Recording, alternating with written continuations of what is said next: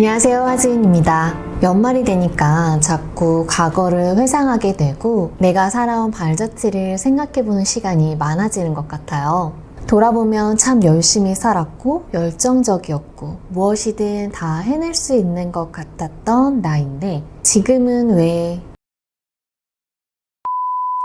여러 가지 생각이 드는 연말인 것 같습니다. 물론 우리는 올해도 참 열심히 살았어요. 하지만 그럼에도 불구하고 때로는 자존감이 낮은 것 같아 걱정이 되는 때가 있기도 합니다. 남들은 이미 잘하고 있다고 나에게 말해주지만 나 스스로가 자존감이 많이 무너진 것 같다라는 생각이 들 때가 있는데요. 이 생각이 들면 아무도 만나고 싶지 않고 또 SNS를 보면 나 빼고 남들은 다 행복해 보이는 것 같고 다 잘 사는 것 같아서 그다지 반갑지 않은 우울감이 찾아오기도 합니다. 무기력감은 덤이기도 하겠죠. 그래서 오늘은 이렇게 자존감이 낮아진 순간에 어떻게 하면 나의 자존감을 다시 회복할 수 있는지에 대한 방법을 이야기해 보려고 합니다.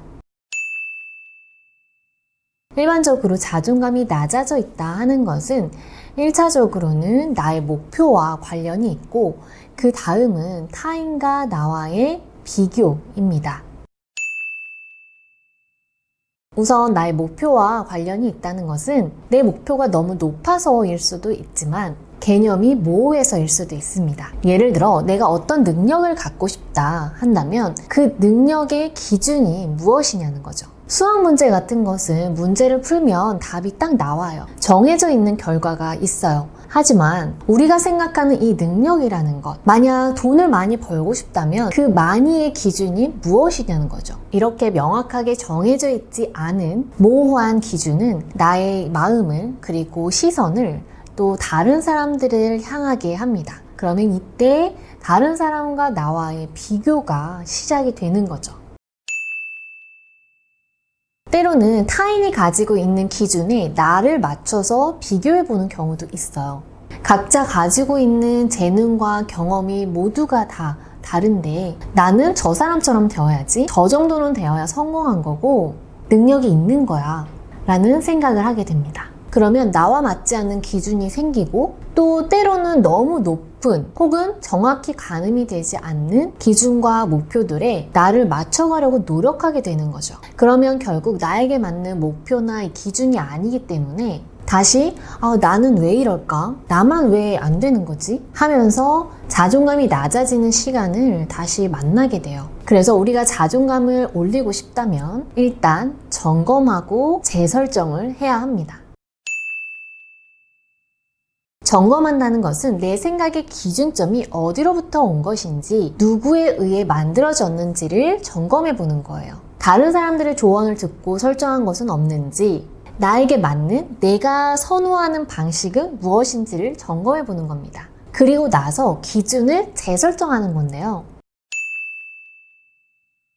다른 사람이 이만큼 하니까 나도 이만큼 말고 지금 나에게 필요한 것, 내가 바로 할 수 있는 것들로 시작하는 거예요. 그리고 나의 가치관에 맞는 기준을 설정해야 합니다. 내가 생각하는 성공의 기준은 무엇인지, 돈을 많이 벌고 싶다면 그게 어느 정도인지, 전문가가 되고 싶다면 나에게 전문가의 기준은 무엇인지 이런 것과 같이 명확하게 나의 기준점을 정하는 거죠. 그리고 그것을 위해 노력하고 결국 내가 그걸 이뤄냈을 때는 자연스럽게 만족감과 성취감을 느끼면서 자존감도 건강하게 유지할 수 있게 됩니다. 항상 나의 기준점이 타인에게 가 있거나 다른 사람들로부터 만들어졌거나 누군가 나에게 해준 조언으로 나의 기준을 바꾸거나 하는 것은 참고라기보다는 그들의 삶을 따라가는 것과도 비슷한 형태를 보일 수 있어요. 나는 특별하고 이 세상에 단 하나뿐인 존재인데 나답게 살아야 할 이유가 충분히 있고 더 크잖아요. 자존감을 높이고 싶다면 오늘부터 나의 생각 습관을 한번 점검해 보는 겁니다. 생각의 기준점을 나에게로 가져오는 것, 그것부터 함께 시작해봐요. 오늘 영상도 여러분들에게 도움이 되었으면 하고요. 저에게도 좋아요와 구독, 알림 설정으로 큰 힘을 주세요. 저는 다음에 또 좋은 영상으로 다시 뵙도록 하겠습니다. 감사합니다.